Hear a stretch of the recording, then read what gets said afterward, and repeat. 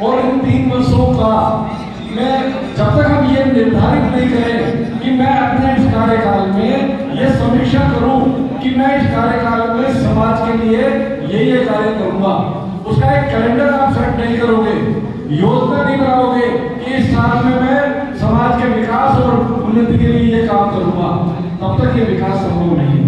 क्योंकि हम लोग सोचते ही रह जाते हैं, कार्यकाल पूरा हो जाता है और बहुत सारे निरक्षों का तो शपथ ग्रहण जैसे कार्यक्रम जिससे समाज में जुड़ाव हो वो भी नहीं होता।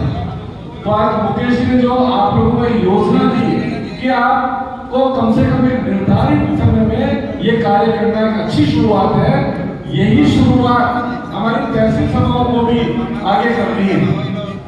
हमारी शाखा सभा तहसील सभा समाज की वो इकाई है जो डायरेक्ट समाज के उस अंतिम पंक्ति के व्यक्ति से जुड़ती है और उसके माध्यम से हमें समझ में आता है कि समाज का विकास किस तरह हो, क्या हो। वहां से जो योजनाएं निकल के आती है उस पर जिला सभा काम करती है और जिला सभा के जो फैक्ट्स आते हैं, सच्चाइयां आती है, बिंदु आते हैं, उन पर प्रदेश सभा काम करती है और प्रदेश सभा महासभा को जो अवगत कराती है उस पर महासभा काम करे तो इस समाज का विकास संभव है। इस विषय पर हमको काम करते हैं। आज हमने यहाँ पे देखा हमारे पूर्व प्रधान जी ने कुछ बातें कही और हमारे कुछ साथी थे उनको उसमें नाराजगी हुई, सामूहिक विवाह सम्मेलन की बात आई।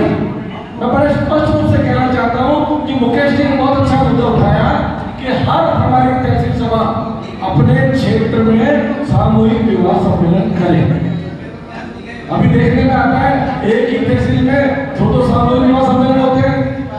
हम समाज को क्या संदेश देना चाहते हैं? प्रधान जी ने अगर कोई बात कही तो उसके दर्द को समझो कि वो दर्द क्या था। हमको एक तहसील में 2 सम्मेलन हम लोग करें तो हमारी पहचान अच्छी नहीं हो सकती। और मुकेश जी ने अपनी तहसीलों के माध्यम से कहा हर तहसील एक सामूहिक विवाह सम्मेलन करे। उस सम्मेलन का उद्देश्य होना चाहिए कि सम्मेलन में अगर कोई बचत राशि बचेगी तो हम उसका 20% कम से कम शिक्षा पे खर्च करेंगे, उसका इतना % हम वहां का एक फिक्स डेवलपमेंट करेंगे, भवन में करेंगे, जमीन में करेंगे। ऐसे इन्वेस्टमेंट का हम प्लानिंग करते चले, समाज को बताएं कि ये जो हमारा सामूहिक सम्मेलन है इस राशि को हम इस तरीके से समायोजित करेंगे। अगर बचत होती है तो एक प्लानिंग के साथ हम लोग चले तो विकास होगा, उन्नति होगी। और जहां तक बात यह आती है कि अनुमति की, आज हमारी जिला सभा है पूरे जयपुर की प्रमुख संस्था है, हम सब लोग उनसे अनुमति लेकर के काम करेंगे। महासभा का मतलब समझे, महासभा यानी विभिन्न जो हमारी सभाएं हैं उनका जो मिक्स है, जुड़ाव है, इकट्ठापन है, वो महासभा है। तो इस महासभा को सम्मान दें, इसको सम्मान हम सब देंगे तब महासभा है। हम मानेंगे तो कहा महासभा, तो सबसे पहले हमको महासभा को मानने की आवश्यकता। तो बंधु मैं आप लोगों से क्योंकि समय भी कम है, मैं आप लोगों को यही कहना चाहूंगा आपकी तहसील और शाखा सभाओं की जो जिम्मेदारी है उसके ऊपर आप लोग काम करें। जहां तक बात आती है अभी जैसे चर्चा चल रही थी कि हम प्रतिभा सम्मान समारोह और शैक्षिक सम्मेलन करें, तो देखिए बहुत स्पष्ट सी बात है, शाखा सभा स्तर पर जो मेरे विचार हैं, शाखा सभा स्तर पर, तहसील स्तर पर समाज का एक भी बच्चा सम्मान से नहीं बचना चाहिए। मेरे समाज का कोई भी बच्चा जो पास हुआ है उसका शाखा सभा और तहसील सभा पे सम्मान होना चाहिए, उसको पता करना चाहिए कि मैंने अमुक कक्षा पास की है, उसमें उत्साह है, उसका उत्साह बढ़े, उसकी इच्छा जागृत हो। इसके लिए तहसील स्तर के ऊपर हर एक बच्चे का जिसने कक्षा पास की है उसका सम्मान कीजिए। उसके पश्चात वहां से हम परसेंटेज डिसाइड करें कि जिला स्तर के ऊपर हम एक अमुक परसेंटेज वो आप निर्णय लें, 80% हो, 75 हो, 90 हो, वहां पर हम हमारे उन बच्चों का सम्मान करें जिन्होंने ज्यादा परसेंटेज गेन किए। मैं महसूस करता हूं कि वहां पर उस बच्चे का तहसील स्तर पे भी सम्मान हुआ है और जिले पे भी हुआ है, लेकिन जब वो बच्चा 2 जगह सम्मान पाता है तो उसका सीना और भी चौड़ा हो जाता है, वो आगे और ज्यादा बढ़ता है। और इंटेलिजेंट बच्चा जब प्रदेश स्तर पर भी सम्मानित होता है तो वो भी सम्मानित होता है, उसके पेरेंट्स भी होते हैं और एक भाव पैदा होता है। और मैं तो चाहता हूं इससे भी ज्यादा अगले जो टीवी ले रहे हैं बिल्कुल, ऐसे बच्चों का सम्मान राष्ट्रीय स्तर के ऊपर भी होना चाहिए। जो हमारे आईएएस बने, जो हमारे डॉक्टर बने, हमारे और बड़े पदों पर सेलेक्ट होते हैं, उनका राष्ट्रीय स्तर पर सम्मान होना चाहिए ताकि हमारी प्रतिभाएं आगे आए। बंधुओं, अभी आपने देखा बिरला ऑडिटोरियम में हमने समाज के 1200 बच्चों के लिए जो एक मोटिवेशनल का काम किया, उसके कितने सुधार किए जा रहे हैं, आज पूरे राजस्थान में उसकी चर्चा है। उन बच्चों के मोटिवेशन का जो आपने कार्यक्रम देखा होगा, जो इस पर YouTube पर लाइव है, आप कभी भी देख सकते हैं और लगातार लोग देख रहे हैं और उससे लाभान्वित हो रहे हैं। ऐसे कार्यक्रम प्रदेश सभा ने अपने हाथ में ले रखे और मुझे आप लोगों को बताते हुए बड़ी खुशी है कि आने वाले 30 अगस्त को हमने बिरला ऑडिटोरियम बुक कर दिया है और 30 अगस्त को उसी तरह का एक कार्यक्रम पुणे बिरला ऑडिटोरियम में बुक कर दिया है, जिससे समाज के बच्चों का और अच्छा उसके सुखद परिणाम मिलेगा। साथ ही साथ मैं आप लोगों को बताना चाहता हूँ, हम लोग विश्वकर्मा जी की ऋषि अंगिरा की संतान है, विश्वकर्मा जी हमारे प्रभु है। हम लोग जन्मजात इंजीनियर हैं। मेरे समाज के बच्चे उद्योगों में ज्यादा इंटरेस्टेड होते हैं। मैं जिला सभाओं से, तहसील सभाओं से भी कहना चाहता हूँ कि हम हमारे उन बच्चों के लिए जिनके अपने व्यवसाय हैं, जिनके अपने धंधे, कृपया कृपया प्लीज प्लीज प्लीज कृपया मुकेश जी कृपया सुनिए थोड़ी देर, कृपया सुनिए थोड़ी देर। जगदीश जी प्लीज, मैं आप लोगों से कहना चाहता हूं कि हम लोगों ने हमारे उन बच्चों के लिए जिन्होंने अपने उद्यम स्टार्ट कर रखे हैं, व्यापार कर रहे हैं, और ऐसे बच्चे जो नया व्यापार शुरू करना चाहते हैं, उनके मोटिवेशन के लिए आने वाले जुलाई महीने की 12 तारीख को प्रदेश सभा भवन में एक मोटिवेशन का एक सेक्शन रखा है, जिसमें 500 बच्चों का रजिस्ट्रेशन, 500 हमारे उद्यमियों का रजिस्ट्रेशन होगा जो व्यापार करते हैं, धंधा करते हैं, नया काम करना चाहते हैं। उनके लिए एक वर्कशॉप हमने यहाँ पर रख दी है, डेट डिसाइड कर दी है, और उस मोटिवेशनल स्पीच को हमारे समाज के बहुत ही अच्छे मोटिवेटर श्री राधे जी चौहान साहब 3 घंटे तक समाज को संबोधित करेंगे। एक एक बारीकियां बताएंगे कि अगर आप व्यापार कर रहे हो तो उसमें कैसे आगे बढ़ सकते हो, अपने व्यापार को कैसे उन्नति की ओर लेके जा सकते हो, नए बच्चे अगर व्यापार में एंटर हो रहे हैं तो उन्हें क्या क्या करना चाहिए।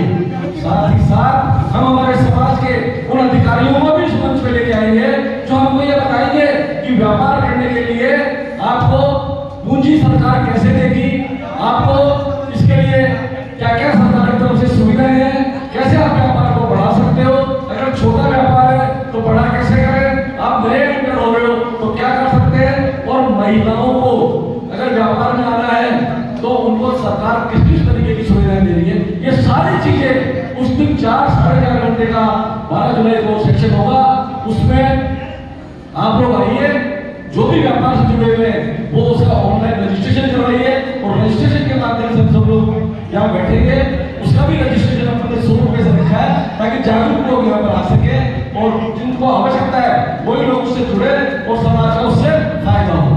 तो बंधुओं, इस तरीके के काम प्रदेश सभा राजस्थान करने जा रही है आपके लिए।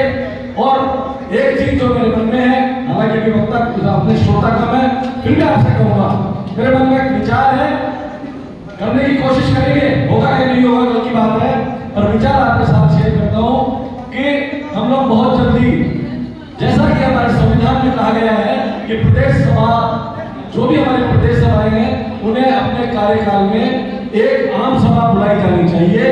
हम उस आम सभा में भी काम करना चाहते हैं।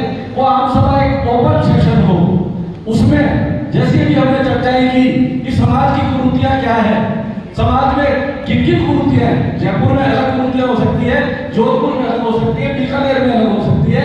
हमको हर जिलाध्यक्ष के माध्यम से उस मंच पर चर्चा करनी है उन विभिन्न मुद्दों के ऊपर जो समाज के विकास और उत्थान के लिए आवश्यक है, उनके ऊपर हम चर्चा करें, और उस मंच के माध्यम से उन चर्चाओं के बाद हम एक परिणाम की ओर अग्रसर हों कि हमारे समाज में आज से ये चीजों पर हम बैन लगाते हैं, परिणाम कुछ भी निकले लेकिन एक प्रयास तो करने की आवश्यकता है, 2 कदम आगे बढ़ने की तो आवश्यकता है। ये एक सोच है। हमारे जिलाध्यक्षों के माध्यम से 10-5 दिन में एक मीटिंग करेंगे और इन सबकी सहमति बनी तो निश्चित रूप से सेशन में हम एक आम सभा भी समाज के लिए करना चाह रहे हैं। और बंधुओं, इसी तरीके से हमने प्रतिभा सम्मान समारोह जो निरंतर कर रहे हैं उसकी भी डेट डिसाइड कर दी है, आपके समक्ष आ जाएगा। एक बहुत बड़ा प्रतिभा सम्मान समारोह प्रदेश सभा राजस्थान करेगी, और जैसा आपने बताया जिला सभा भी सम्मान समारोह करे, तहसीलें भी करे। शिक्षा के लिए जो भी कार्य हो सकता है वो हम सबको मिलकर करना है। लेकिन अभी एक बात और आ रही है, हमारी जो तहसील सभाएं हैं, शाखा सभाएं, सबसे पहले उन बच्चों का चयन करें जिनकी आर्थिक स्थिति खराब है, और उन बच्चों का चयन करके और ये देखें कि क्या वो वास्तव में वो डीडी है, उनके लिए हम लोगों को काम करना है। और मैं तो ये कहता हूँ सबसे पहले हम क्षेत्रीय स्तर पर प्रयास करें कि वहाँ के जो हमारे बामाश हैं वो उनकी मदद कर दें। अगर वो स्थिति नहीं बनती है तो जिला स्तर के लेवल पर उनका मदद करने का प्रयास करेंगे। प्रदेश सभा आपके साथ है, महासभा से मदद दिलाएंगे। उसके अलावा विभिन्न ट्रस्ट हमारे बच्चों की सहायता के लिए तैयार है। हम सब मिलके ऐसे बच्चों को आगे लेकर जाएंगे, शिक्षा को आगे बढ़ाएंगे। जिस समाज में शिक्षा का इजाफा हो गया वो समाज कभी भी पीछे नहीं रह सकता, उसकी उन्नति को कोई नहीं रोक सकता। मैं पुनः मुकेश जी से कहूंगा, अगली मीटिंग आप बजाय कि किसी शाखा सभा या तहसील सभा का शपथ ग्रहण के साथ करें, अकेली मीटिंग करें, लंबी मीटिंग करें और लंबी चर्चा करें। जितने तहसील अध्यक्ष तक उनके विचार भी सुनेंगे, समाज के विचार सुनेंगे, और एक मैराथन मीटिंग आप लोग करें तो उसका एक अलग आनंद आएगा। साथ ही मैं आपसे पुनः एक बात और कहना चाहूंगा कि आज जो हमारी स्थिति है, हाँ हमारे जिले की भूमि की बात आ रही थी कि भाई भूमि के जैसा आपने निष्कर्ष निकला। मुकेश जी, मैं सबसे पहले तो आपसे कहूंगा, थोड़ा सा कड़वा आपको लगेगा कि हमारे जिला की जो जमीन है, आप अगली मीटिंग किसी भी स्थिति में जिले की भूमि पे ही किसी भी स्थिति में उसमें कितना पैसा लगता है लगने दो, लेकिन अपने को समाज के भाव उस भूमि में पकड़ने, लोगों की भावना को जगाना है, लोगों के अंदर से वो जोश लेके आना है कि मेरी समाज की भूमि किसी स्थिति में क्यों है, उसको से फंड जनरेट करेंगे और निश्चित रूप से वो समाज हमारा आगे जाएगा। और अति शीघ्र उस पट्टे की जो कार्रवाई है उसमें लग जाए और उसके परिणाम समाज के समक्ष रखते रहे, ताकि समाज जागरूक रहे, उसको पता रहे कि हम क्या कर रहे हैं और किस तरीके से इस काम को आगे बढ़ाया जा सकता है। आप लोगों ने सुना, समय दिया, उसके लिए आप सबको बहुत बहुत धन्यवाद। सामूहिक विवाहों के संबंध में आप बिल्कुल निश्चित रूप से मुकेश जी नियम बना दीजिएगा। सामूहिक विवाह सम्मेलन हर तहसील करे, और हमारे समाज की वो संस्थाएं जो सामाजिक संस्थाएं हैं वो सम्मेलन करती है, और सम्मेलन के बाद में उस हिसाब के ऊपर अपने वो फैला करके उसके ऊपर गोला बना करके बैठ जाते हैं। ये बात बिल्कुल गलत है। उन सारी सामाजिक संस्थाओं को उद्देश्य के साथ ये मेरी बचत राशि है और समाज बताए मुझे से कहाँ लगाना है, उस जगह पे वो पैसा लगना चाहिए। और जो हमारे भामाश है वो इस मामले में उनसे पूछे कि भाई आप पैसा लेके जाते हो, इसका कहाँ उपयोग है, कैसा उपयोग है, ये भी आप समाज को बताइए। मुझे मालूम है बहुत सारी संस्थाएं उस पैसे के माध्यम से समाज की उन्नति और विकास के लिए बहुत बड़े बड़े काम कर रही है, लेकिन कुछ संस्थाएं बाकी संस्थाओं को बदनाम करती हैं। तो आप ध्यान रखिएगा, और विशेष रूप से भामाशा ध्यान रखे उसी व्यक्ति को चंदा देने में जो सदुपयोग कर रहा है। आपने सुना, समय दिया, सम्मान दिया, उसके लिए आपका बहुत बहुत धन्यवाद। जय श्री कृष्ण।